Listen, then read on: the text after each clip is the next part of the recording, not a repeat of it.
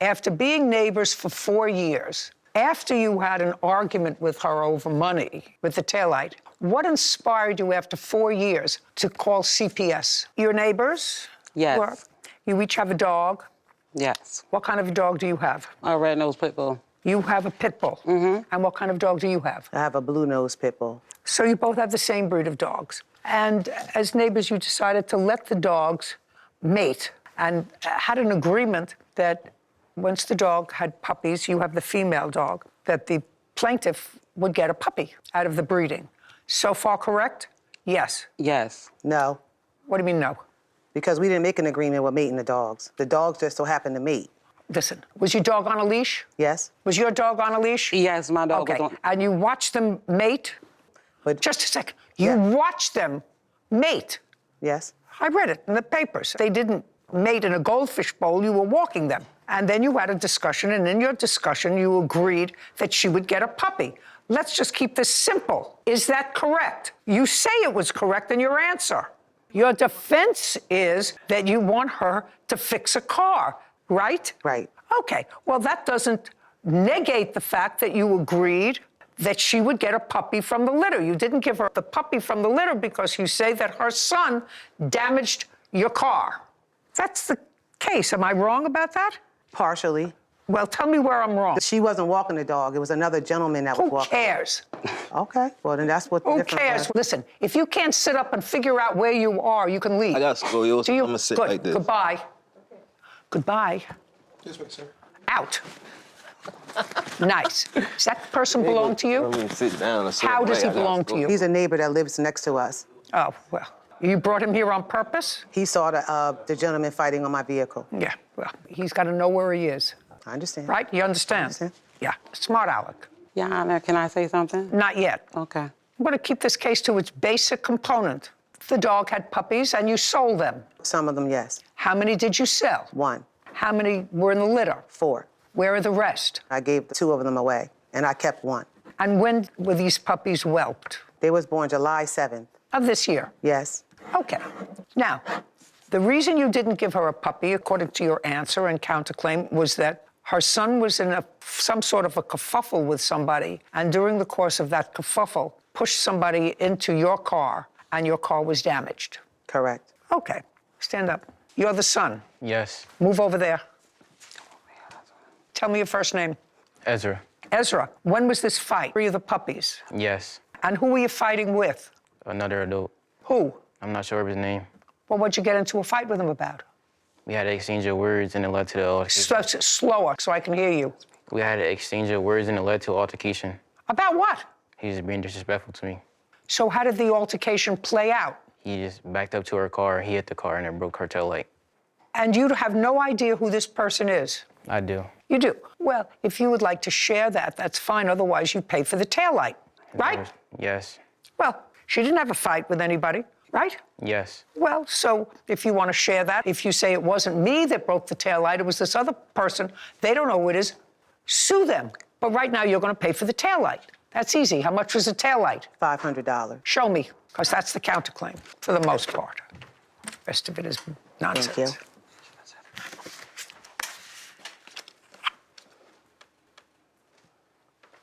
$465.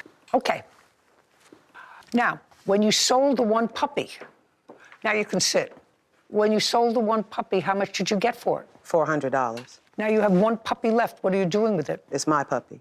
I'm It's your keeping puppy. it If for it's your puppy, if I say it's your puppy, that's what we're here for. It's the puppy that I kept out the litter for my home. I don't care. Well, you asked me. I said right now that where is the puppy? The puppy is with you. Correct. That's what she wants. She wants her puppy or the money for the puppy. You want your taillight fixed, right? Correct. And it's practically an even swap. Puppy, taillight, right? Right. Right. That makes my life very, very easy. Plaintiff's judgment, it would be $400. If she sold the puppy for $400, that's what you get. You want another puppy? Go out and buy another puppy. Her taillight was $465, which means that on the counterclaim so far, we have $65 on your side. The rest of this claim is for filing a false CPS report. Right. Okay. When did you file a CPS report? I don't know. Date. Honestly, I don't have a date. After the puppy was born and after the taillight. Yes, And how long have the two of you been neighbors? 4 years. And this is the first time you filed a CPS report. Yes. Well, what inspired you, argument with her over money, with the taillight, what inspired you after 4 years to call CPS? Her putting her child out was this year. It was the beginning of the year. Just a second. At the beginning of the year. That would be January or February. From March or something like that. January, yes. February. We're talking about July. Yeah. What was the delay in calling CPS? As months went on, things was escalating downstairs in her home. It literally sounded like they be down there wrestling, slamming each other around, and someone's getting hurt. So as time was going by, this was escalating. You mean it was escalating, but it just got to a point after the two of you had an argument after 4 years to call CPS? I'm just no, curious. I understand. I You understand the motivation and the timing doesn't look good. Well, then things started escalating, and then also on November 2nd, just this November 2nd, the cops went to her home at 12 o'clock in the afternoon. She was trying to put her child out with no clothes on. And you couldn't even call the police because I couldn't get a report. What? So this is what... What I'm just telling you is the optics of it is that 4 years as neighbors, you have some sort of a disagreement about your taillight and her puppy, and then you call CPS. So it doesn't look good. Okay.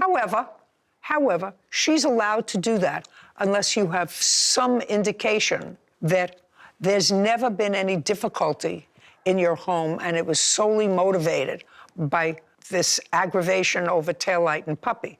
Were the police at your house on November 2nd? Very easy to figure out. Police was at my house on November 2nd. I have a... I don't care. Don't give me the reason. Oh, okay. Police were at your house on November 2nd. Right. Was this the first time in the last 4 years that they've been at your house?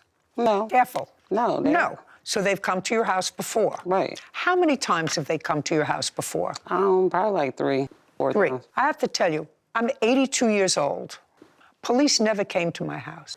I have kids, grandkid. Police never came to my house. So if you think that that's a natural occurrence, it's not. So the part of your lawsuit that has to do with a false CPS report is dismissed. Wait, Yana, can I say something? You can say whatever you like.